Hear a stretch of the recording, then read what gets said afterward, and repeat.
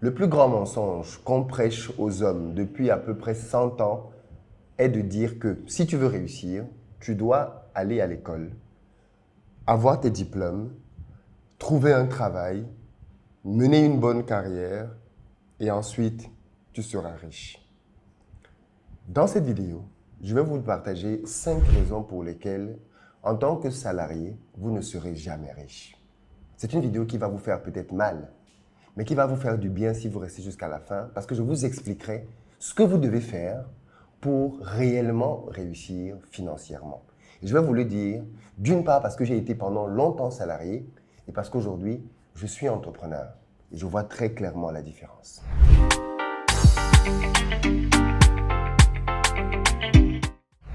Salut à toi, bienvenue sur ma chaîne. Moi, c'est Philippe Simo. Ici, je te parle de business, de mindset, de gestion des finances, parce que c'est grâce à tout ça qu'on va développer notre communauté. Donc, si toi aussi, tu veux améliorer tes résultats financiers, tu es au très bon endroit. Abonne-toi et partage massivement les vidéos. Pour les amis qui sont en Côte d'Ivoire ou qui arrivent prochainement à Abidjan, vous le savez certainement, on a une société de location de voitures sur place et on se fait un plaisir de mettre à votre disposition pick-up, SUV, berline en fonction de votre budget pour vous permettre d'avoir un séjour sécurisé. Si vous recherchez un appartement de bon standing en plein cœur d'Abidjan, nous avons ce qu'il vous faut. Dans la barre de description, vous avez le lien pour réserver directement votre place en fonction des dates disponibles ou alors simplement vous contactez le numéro qui s'affiche. Et puis enfin, ceux d'entre vous qui veulent investir, nous construisons des maisons que nous mettons à votre disposition, soit pour vous-même, pour votre famille, ou alors simplement comme un investissement qui va vous rapporter de l'argent tous les mois. Quoi qu'il en soit, les numéros s'affichent.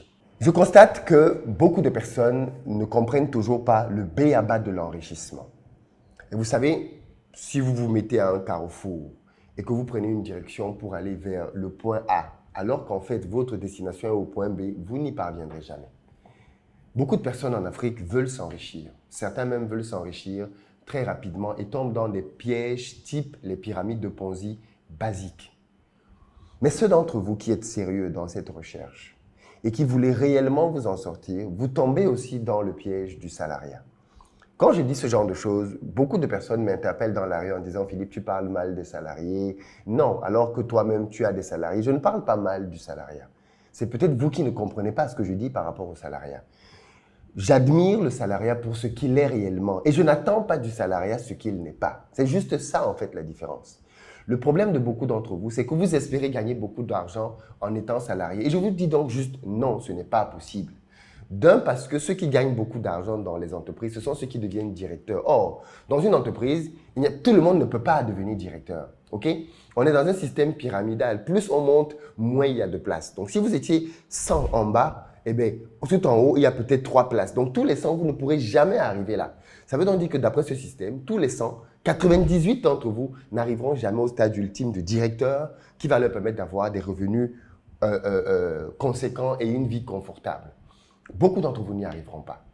Donc, si je vous dis donc que pour devenir riche, ce n'est pas ça qu'il faut, je ne vous dis pas ça parce que je vous veux du mal. Je vous dis ça parce que c'est factuel et c'est vrai. Maintenant, quand je dis ça, on dit, mais tu as des salariés. C'est vrai. D'ailleurs, tous mes salariés écoutent des vidéos. Les salariés tournent ces vidéos. Parce que je ne suis pas dans une logique hypocrite. Je ne dis pas des choses que je ne crois pas. Je le crois vraiment. Par contre, je n'ai pas dit que le salariat ne sert à rien ou que le salariat n'a aucun impact. Pas du tout. Le salariat va vous permettre 2 choses dont je vais parler dans cette vidéo. Mais le salariat ne vous permettra pas de devenir riche. Je vais vous expliquer donc dans cette vidéo pourquoi. La première chose, c'est que quand vous êtes salarié dans une entreprise, à moins de travailler dans le public, vous êtes vous-même en train de travailler pour aider quelqu'un d'autre à accomplir ses rêves et sa vision. Vous savez bien ce qu'on dit. Soit tu bâtis toi-même tes propres rêves, soit tu seras en train de bâtir ceux de quelqu'un d'autre. En réalité, on passe tous par là. À un moment donné dans notre vie, on a tous travaillé pour quelqu'un. Et donc, à ce moment-là, on était en train de bâtir son rêve à lui. Et il n'y a aucun mal à ça. Il faut juste être conscient de ça. Être conscient que tant que je suis salarié, je suis en train de travailler pour réaliser le rêve, la vision de quelqu'un d'autre et pas la mienne.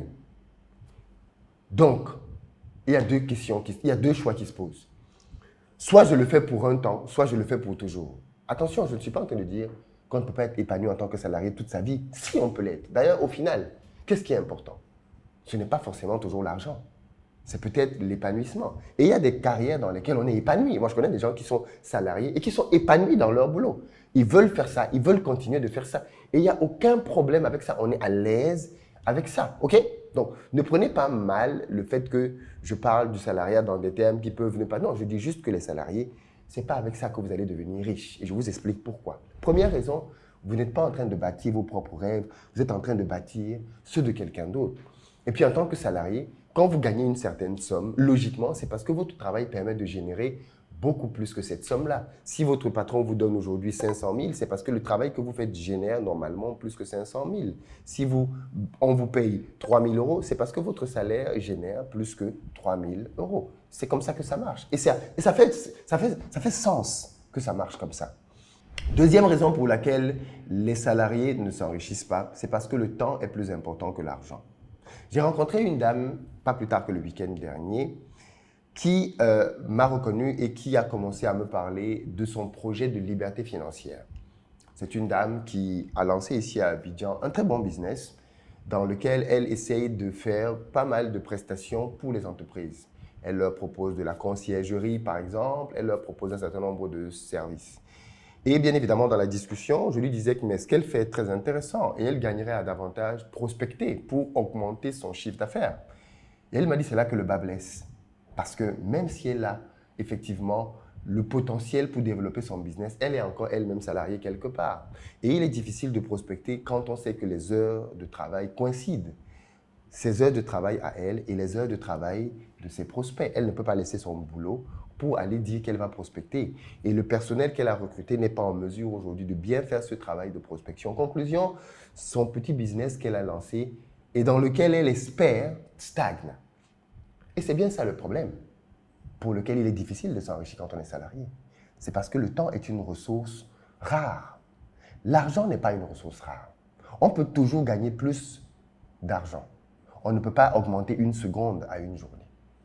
Et malheureusement, ça c'est un gros frein pour les salariés qui veulent devenir riches. Parce qu'ils se rendent bien compte que dans une journée, ils n'ont que 24 heures. Et quand ils rentrent à la maison, ils sont limités dans les choses qu'ils peuvent faire. S'ils travaillent dans un boulot qui leur prend beaucoup d'énergie, ils n'ont même pas souvent assez de force pour pouvoir faire autre chose. Mais à la fin de cette vidéo, je vous dirai comment on peut contourner ça. Troisième difficulté, les salariés épargnent au lieu d'investir.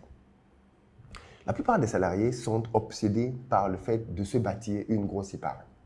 Et du coup, quand les salariés vont travailler, vous allez vous en rendre compte. Ils vont emmagasiner l'argent dans les comptes bancaires.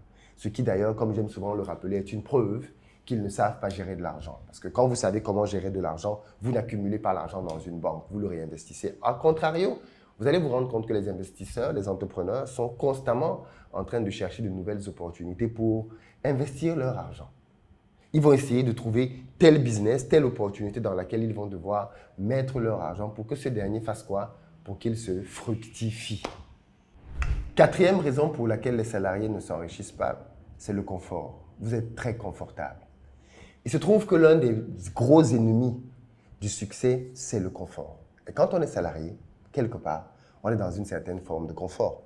L'une des principales questions que les salariés posent quand il s'agit de lancer un business, c'est combien je vais gagner. Parce que le salarié fonctionne dans l'univers de la certitude.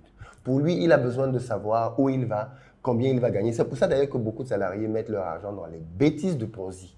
Parce que quand on leur dit que tu vas mettre 10 et tu vas avoir 20, dans leur tête, ça leur parle.